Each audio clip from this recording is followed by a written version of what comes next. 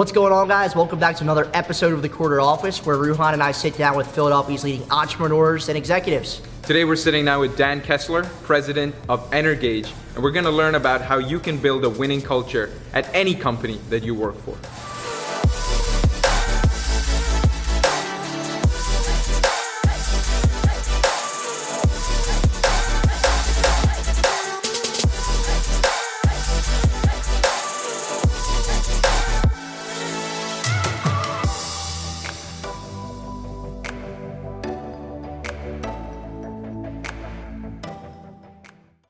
What's going on, everyone? Ruhan Bora here with another episode of the Corner Office. Today I'm joined by Dan Kessler, President, COO of Energage. Dan, how are you today? Doing awesome, man. It's great to be here. Yeah, we're super stoked to have you. Stoked is what I meant to say. Dan, why don't we start by understanding a little bit about Energage and kind of your day-to-day role at the company? Yeah, absolutely. So we're a purpose-driven business. We're one of the founding B corporations, if anybody's familiar with the B Corp movement. And our purpose is to make the world a better place to work together. And so how we do that is we build and brand winning cultures. Okay. And our business is about really collecting feedback from employees and then turning that feedback into business value that folks use to both understand their culture to drive business results, and then ultimately build an authentic brand to showcase that culture to prospective candidates. Awesome. And then my role there, so I've been with the company 9 years, so I've worn a bunch of different hats over that time. I joined when we were about 25 people, now up to about 130 people. Currently really focused on really our inside sales team and our employer recognition partnership programs. And that consumes a lot of my time. Awesome. As well as just growing the business overall. Awesome. You know, Dan, I hang out with that scrub Matt McNamara all the time, so it's a real pleasure to sit down with a cultured guy for a change. Now, you know, I hear what you say when you talk about culture, and I'm just curious to know, and you've worked with a ton of organizations, about how many organizations have you worked with? So over the 13 years we've been around, we've worked with about 60,000 organizations, and 60,000? Okay. Touched 20 million employees. Wow. That's seriously impressive stuff. I didn't even know that. So now you've worked with 60,000 organizations. Are there certain similarities or common things that the best cultures have?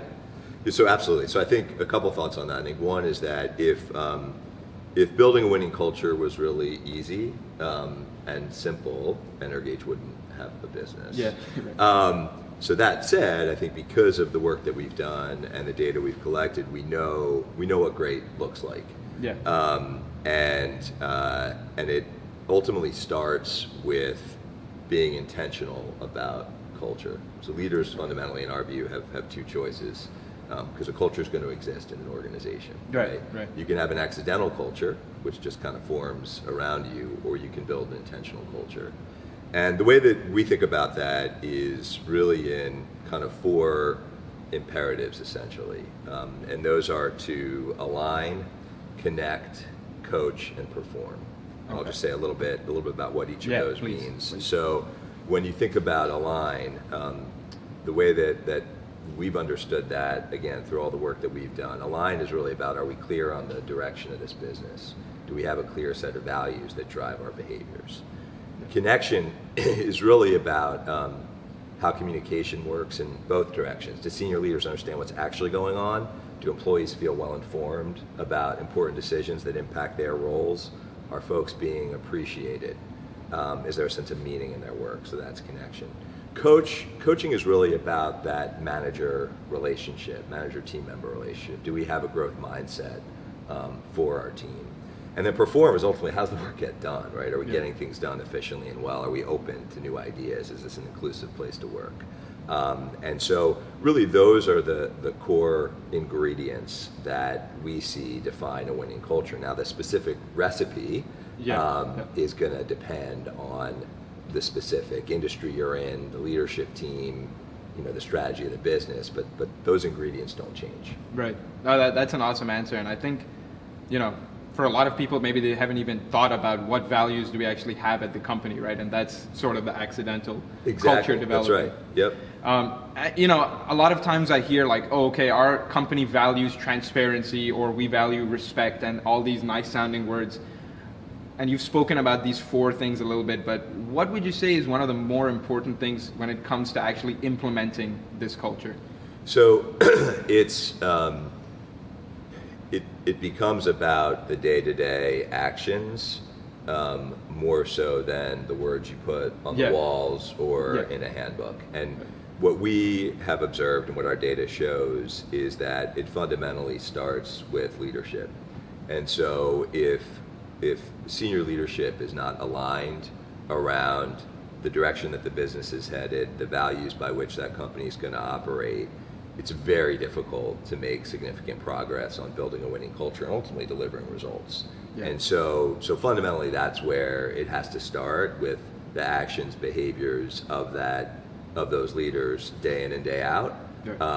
And again, it doesn't make it easy from there, but that's really fundamentally what has to be in place. Got it. And I think about myself. I studied entrepreneurship in school, and I hopefully one day will start my own company.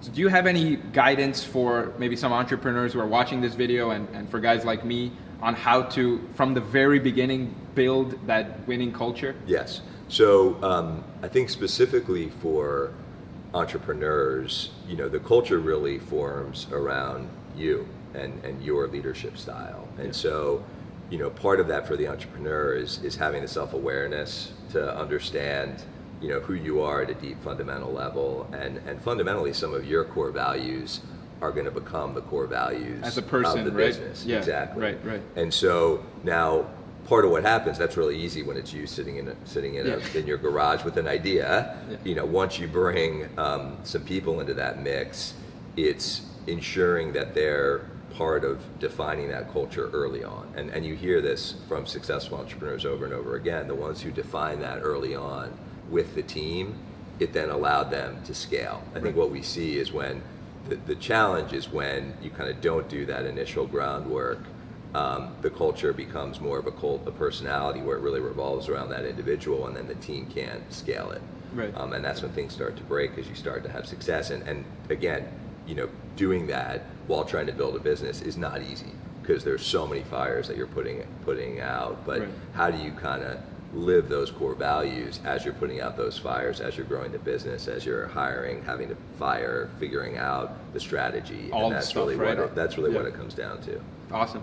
Now, when I'm obviously with Formcraft, and Formcraft builds really great work environments.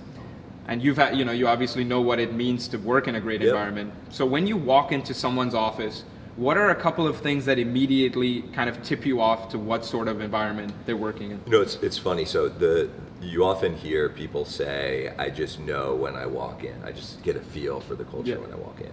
And I think the thing that I try to think about when it comes to office environment is, to what extent is that office environment intentional? So we use that word, intentional culture. And to what extent is that aligned with the business that you're in, the strategy you're pursuing, and the culture you're trying to build? And so the way I would think about it is there's similarly not a one-size-fits-all for office environment, the same way there's not a one-size-fits-all for culture. Fundamentally, you want it to foster those things like collaboration, partnership, open-mindedness, innovation. There's different ways to do that based on the business that you're in.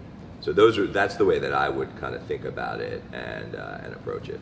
So now we reach my favorite part of the show, where our guest gets to ask our great audience question of the day. So Dan, what do you have for us? So my question of the day, hopefully we've got a lot of activity on this one, is what do you think makes or breaks a winning culture? Awesome. Dan, it was a pleasure having you on. Likewise. If your company needs a cultural fine-tune, or you even want to get a gauge of what the culture is like, please get in touch with Dan Kessler and Energage. And Dan, how can our audience connect with you? So reach out to me directly, dan.kessler@energage.com, or look us up online and look up our employer recognition programs on topworkplaces.com. Awesome.